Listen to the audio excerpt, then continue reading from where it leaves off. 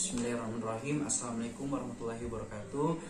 Perkenalkan, nama saya Rian Oktawijaya Ahmad Yani, NIM 1054211032117. Di sini saya akan melakukan tindakan krikotiroidotomi.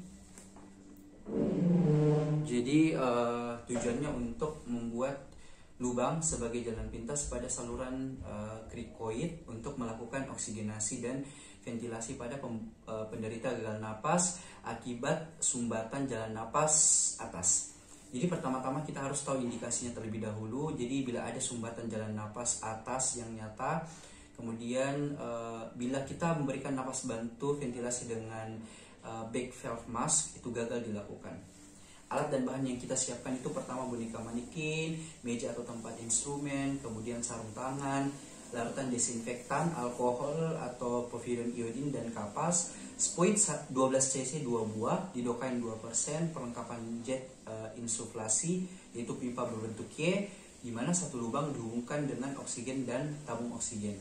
Kateter intravena poliuretan protektif ukuran 12 sampai 14 sebanyak 2 buah. Kemudian gak usah steril, salep antibiotik, plester atau pita kain, wastafel, cuci tangan, dan juga sabun antiseptik pastinya. Persiapkan awal di mana kita hubungkan salah satu pipa Y dengan sumber oksigen, kemudian kita hubungkan spuit dengan kateter, kemudian isi dengan larutan NaCl 0,9% sebanyak 5 cc. Habis itu kita sebagai dokter pastinya cuci tangan dan pakai handscoon. Setelah itu kita desinfeksi daerah leher menggunakan antiseptik dari dalam keluar. Setelah itu kita identifikasi daerah yang akan disuntik dengan cara kita mempalpasi pada daerah membrana krikotiroid menggunakan tangan kiri. Jadi kita memegang trakea dengan menggunakan ibu jari dan juga jari telunjuk agar trakea tidak bergerak pada waktu penyuntikan. Jadi kita pegang seperti ini. Pada pasien sadar kita bisa lakukan pemberian anestesi lokal pada daerah yang akan kita suntikan. Jadi pastikan aspirasi terlebih dahulu sebelum menyuntikkan obat pada pasien untuk memastikan jika tidak ada masuk ke dalam pembuluh darah.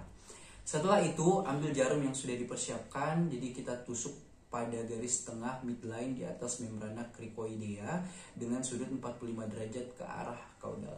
Setelah itu ketika ada gelembung, lepas spuit dengan kateter, kemudian mandring ditarik dan kateter dorong, dan kateter kita dorong ke dalam. Jika terdapat gelembung berarti menandakan bahwa itu sudah masuk ke dalam lumen trakea. Sambungkan kateter tadi dengan salah satu ujung selang oksigen berbentuk Y, lalu kita memberikan ventilasi kepada pasien dengan cara menutup selama 1 detik, artinya pasien inspirasi dan melepas selama 4 detik, artinya pasien itu sedang dalam fase ekspirasi. Jadi tindakan ini dilakukan selama 30-45 menit. Setelah itu kita bersihkan alat, kita lepas handscoon dan cuci tangan kembali.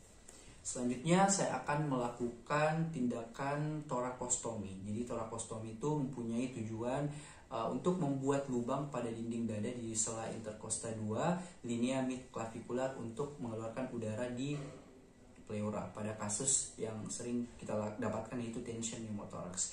Jadi indikasinya itu pada kasus tension pneumothorax. Alat dan bahan kita siapkan boneka manikin, meja atau tempat instrumen, kemudian sarung tangan, larutan desinfektan, bisa pakai alkohol atau povidone iodin, dan juga kapas pastinya.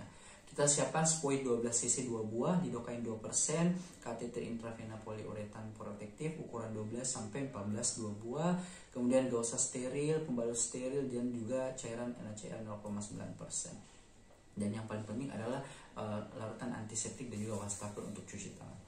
Persiapan awal pastinya kita periksa kelengkapan alat. Setelah itu kita ambil spuit 12 cc, kemudian isi dengan cairan NaCl 0,9% dengan 5 cc. Lalu hubungkan spuit dengan kateter intravena ukuran 14G. Habis itu kita sebagai dokter cuci tangan dan juga menggunakan handscoon. Kita desinfektan pada daerah yang akan ditusuk, kemudian identifikasi daerah yang akan ditusuk yaitu di bawah klavikula dan di linea mid klavikula. Jadi di bawah klavikula tapi di linea mid klavikula. Kalau pasiennya sadar, kita kasih anestesi dan jangan lupa aspirasi terlebih dahulu dan memberikan anestesi lokal.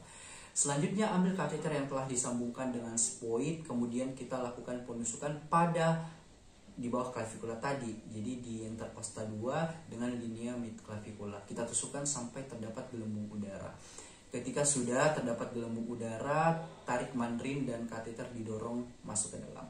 Selanjutnya lakukan evaluasi kembali pernapasannya dengan cara kita inspeksi pengembangan kedua dada kiri dan kanan, apakah itu terjadi simetris atau tidak, apakah sudah ada mulai tampak perbaikan atau tidak. Atau dengan cara mendengarkan menggunakan stetoskop, jadi kita bisa auskultasi kiri dan kanan, kita bandingkan apakah sudah ada perbaikan atau tidak. Atau yang terakhir kita bisa menggunakan cara dengan perkusi dada kiri dan kanan pasien, apakah sudah ada perbaikan. Setelah itu kita bersihkan alat dan juga kita lepas handscoon dan cuci tangan kembali. Itulah tadi penjelasan tentang dua skill yang sebenarnya dipraktikkan, tapi ini adalah tindakan dua. Jadi mungkin penjelasan saya sudah cukup dan cukup jelas. Sekian, assalamualaikum warahmatullahi wabarakatuh.